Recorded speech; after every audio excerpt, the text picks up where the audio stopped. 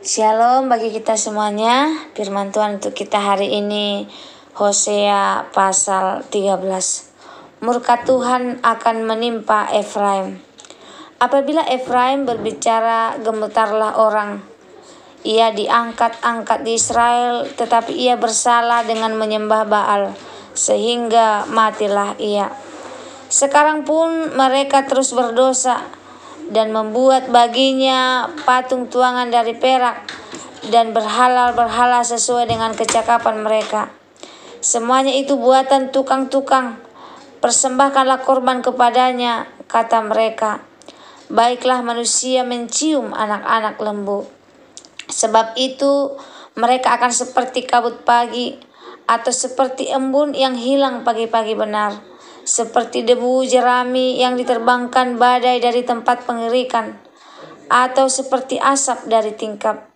Tetapi aku adalah Tuhan Allahmu sejak di tanah Mesir.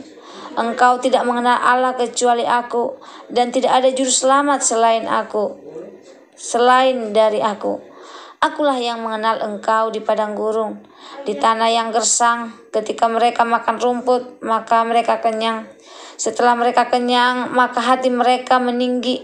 Itulah sebabnya mereka melupakan aku. Maka aku menjadi seperti singa bagi mereka. Seperti macan tutul aku mengintip-intip di pagar jalan. Aku mau mendatangi mereka seperti beruang yang kehilangan anak. Aku mau mengoyakkan dada mereka. Di sana aku memakan mereka seperti singa. Binatang liar di padang akan merobek mereka. Aku membinasakan engkau, hai Israel. Siapakah yang dapat menolong engkau? Di manakah gerangan rajamu supaya engkau diselamatkannya? Engkau dan semua pemukamu supaya diberinya engkau keadilan. Hai engkau yang berkata, berilah kepadaku seorang raja dan pemuka-pemuka. Aku memberikan engkau seorang raja dalam murkaku dan mengambilnya dalam gemasku. Kesalahan Efraim dibungkus, dosanya disimpan. Sakit beranak mendahului kelahirannya, tetapi ia adalah seorang anak yang tidak bijaksana. Sebab tidak pada waktunya ia bergerak. Bila waktunya tiba, ia tidak mau keluar dari kandungan ibu. Akan kubebaskan mereka dari kuasa dunia orang mati. Akan kutebaskan mereka daripada maut. Di manakah penyakit samparmu, hai maut? Di manakah tenaga pembinasanmu, hai dunia orang mati? Mataku tertutup sebagai belas kasihan. Sekalipun ia tumbuh subur di antara rumput-rumput, maka angin timur, angin Tuhan akan datang bertiup dari padang gurun, mengerikan sumber-sumbernya dan merusak mata-mata airnya. Dirampasnya harta benda, segala barang yang indah-indah. Samaria harus mendapat hukuman, sebab ia memberontak terhadap Allahnya. Mereka akan tewas oleh pedang, bayi-bayinya akan diremukkan, dan perempuan-perempuannya yang mengandung akan dibelah perutnya. Penjelasan dan renungan Hosea 13 ayat 1 sampai 16. Pasal ini adalah bagian dari nubatan penghukuman terhadap kerajaan Israel. Disebut juga Efraim mewakili suku terbesar. Hosea menyampaikan pesan ilahi tentang pengkhianatan bangsa itu terhadap Tuhan, khususnya dalam bentuk penyembahan berhala dan ketergantungan pada kekuasaan politik dan manusiawi. Poin-poin penting dari pasal ini: yang pertama, kejatuhan karena penyembahan berhala. Efraim dulu memiliki otoritas, tetapi jatuh karena menyembah Baal dan membuat patung. Mereka melakukan ritual penyembahan yang sesat, bahkan sampai mencium anak lembu dalam praktik penyembahan patung. Akibatnya, mereka menjadi fana dan tak berarti seperti kabut, embun, debu, jerami, dan asap. Tuhan sebagai satu-satunya Allah dan Juru Selamat. Tuhan mengingatkan bahwa Dialah satu-satunya Allah yang menyelamatkan mereka sejak dari Mesir. Namun ketika mereka makmur, mereka lupa kepada Tuhan. Hati mereka menjadi sombong. Gambaran murka Tuhan. Tuhan menyamakan dirinya dengan binatang buas, singa, macan tutul, dan beruang yang siap menyerang dan menghancurkan mereka karena pemberontakan mereka. Ketiadaan penolong selain Tuhan. Tuhan menegur mereka karena meminta raja sebagai pengganti Allah. Tuhanlah yang membuat dan mencabut raja mereka. Penegasan bahwa manusia tidak dapat menyelamatkan jika Allah sendiri menentang. Hukuman yang tak terhindarkan.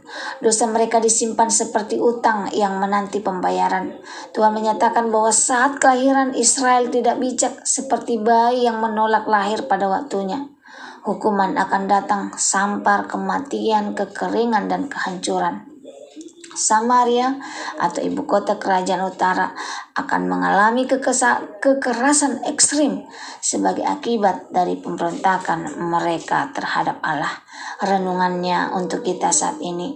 Yang pertama, kemuliaan tanpa kesetiaan tidak bertahan lama. Apabila Efraim berbicara, gemetarlah orang, tetapi ia bersalah dengan menyembah Baal. Dulu Efraim sangat dihormati, namun dosa menghancurkan reputasi, berkat, dan posisi.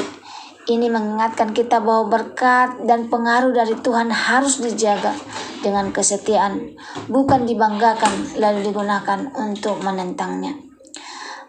Refleksinya buat kita, apakah kita tetap setia saat Tuhan memberkati, ataukah kita menjadi sombong dan lupa pada Sang Pemberi? Yang kedua, berhala zaman sekarang. Mereka membuat baginya patung tuangan, baiklah manusia mencium anak-anak lembu. Meskipun kita tidak membuat patung lembu berhala, zaman ini bisa berupa uang, kekuasaan, popularitas, bahkan kesibukan pelayanan yang membuat kita lupa menyembah Tuhan dalam kebenaran. Lalu yang ketiga, kelimpahan bisa menjadi musuh rohani. Saat kekurangan kita mencari Tuhan, tapi ketika diberkati hidup nyaman, seringkali hati ini meninggi dan melupakan Tuhan.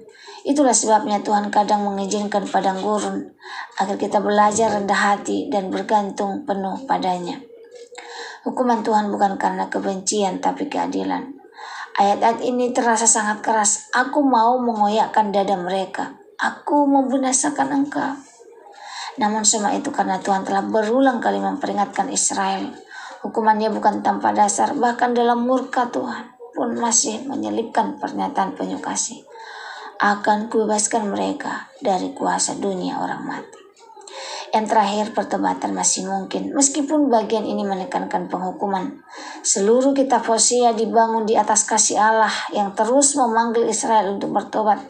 Di balik murka ada kasih yang setia, di balik keadilan ada kerinduan untuk pemulihan. Apakah kita masih mau bertobat ketika Tuhan menegur kita? Semoga firman Tuhan hari ini menjadi berkat bagi kita.